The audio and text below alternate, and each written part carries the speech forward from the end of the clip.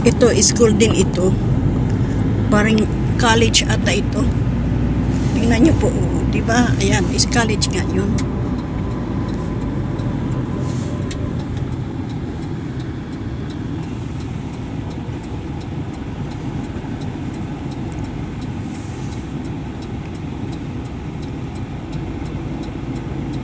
Ang gising lang yung mga nagtatrabaho, pumapasok sa school, yung iba nasa loob ng bahay kasi po mainit.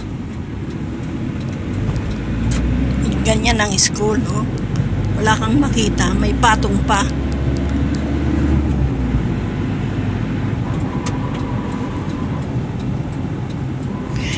Papasyal ko kayo dito sa Onaysa.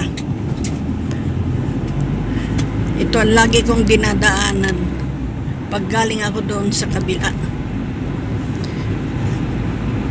Ito lumang school ito, pero ganito po, pag ganito na iniiwan na nila yan, magpapatayo na naman sila ng iba.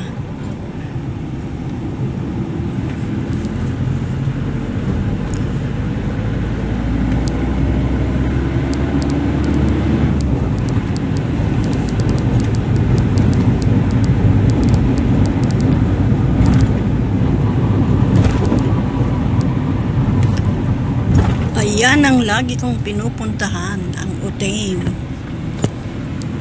Kasi malapit lang po.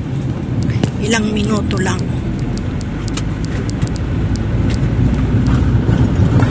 Aray ko.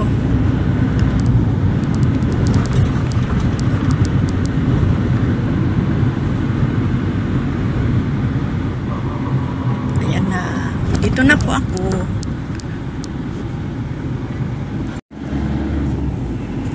O, di po bang sabi ko sa inyo, iisang kulay ng bahay. Ganito lang dito. Ito bagong style ito.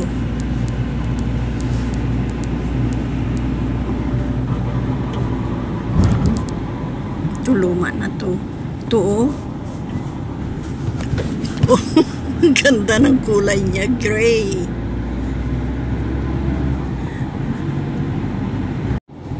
May nakita ako. Yan. Tulog pa ang karamihan ng tao. Tingnan niya.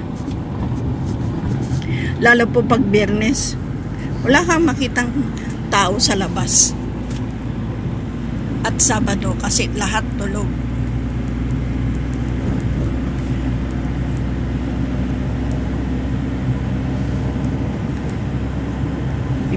Iba't ibang style ng bahay dito sa Saudi, pero ang kulay halos iisa, cream, minsan ito puti,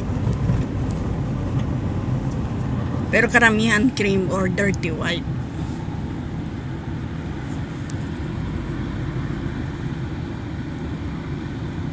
Tignan nyo naman po itong bahay, oh. Parang palasyo, oh. Ayan, oh. Parang palasyo dalawa eh. Ayan oh. Ang ganda no po. Naiba yung style ng bahay na yun eh.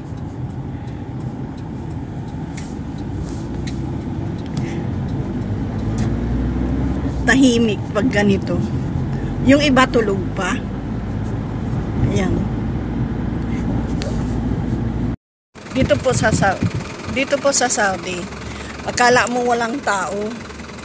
Kasi tignan nyo naman ang mga bahay. Lahat sarado. Wala kang makitang tao sa labas. Pero ito, lahat may tao. Basta't may sasakyan, may tao.